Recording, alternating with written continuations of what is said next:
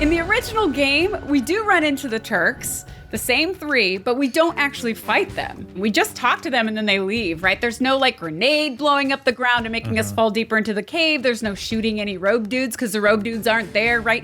It's just like a, hey, Turks, we're on separate missions. This is Elena. See ya. You know, that's pretty much the gist of the scene. They're professionals. It's interesting, though, because in the original game, I felt like Elena is also made out to be more of a bumbling junior Turk who isn't as capable, whereas she's pitched more in Rebirth as being like a capable rookie, right? Who holds herself to this high standard and has all this assertiveness in her. Now, Tseng is the Turk character who I think we're both interested in his motivations because he's the guy who shows up and he just shoots the robed guy.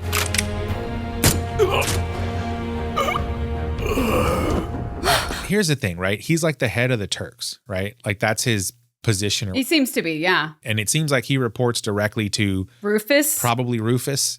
And Tseng to me is like, he comes across as one of those individuals who's like, same thing. He's a Turk, right? So he's consummate professional. He's all about business. He's got a boss. The boss says to do this. He goes and does it. Whatever else is like collateral damage that happens as a result of it, he doesn't care. Right. He's got like this one thing he's got to work on.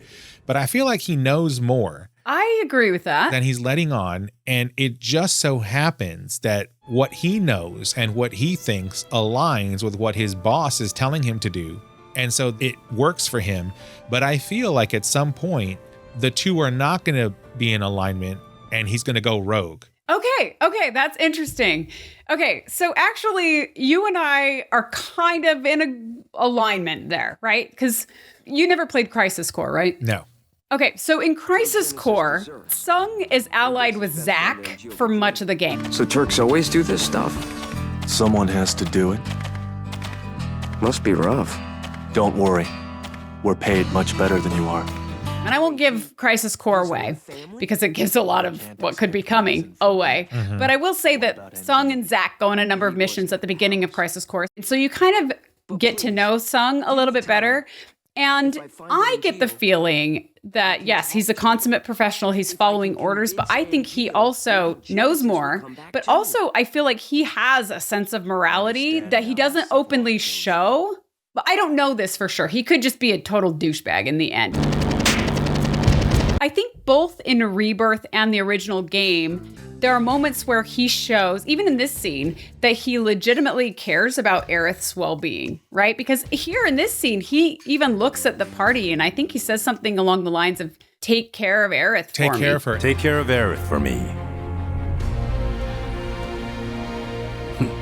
And to me, I saw the exact opposite. Okay, what did you see? I saw it as, for right now, she's untouchable to him. I see. Okay. For whatever reason, but he has an ultimate plan for her.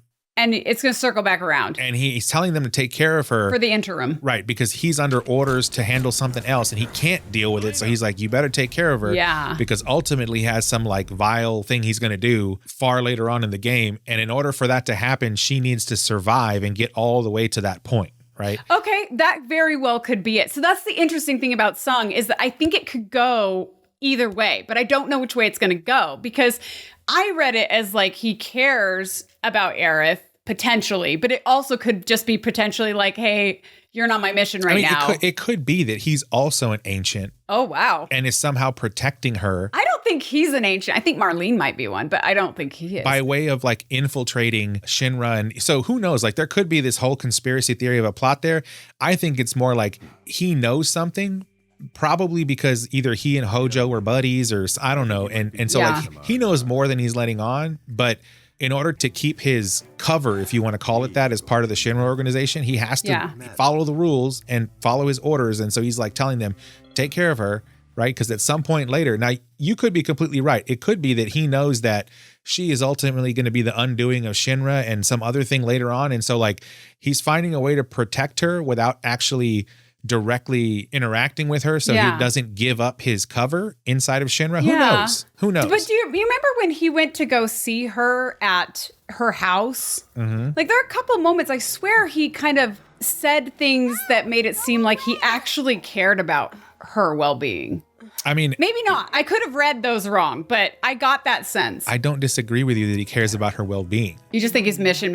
I agree with you 100% on that. I think that he cares about it for a nefarious purpose, not a good one. Okay, see, I'm talking about like authentically caring about a person because he might have like a soul. Been thinking, was all that necessary?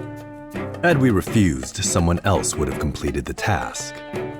We have spared that someone the burden of a guilty conscience. Perhaps that will ease yours. Yeah, nope. Now, I always want the characters who are bad to be good. I want Sephiroth to be good. So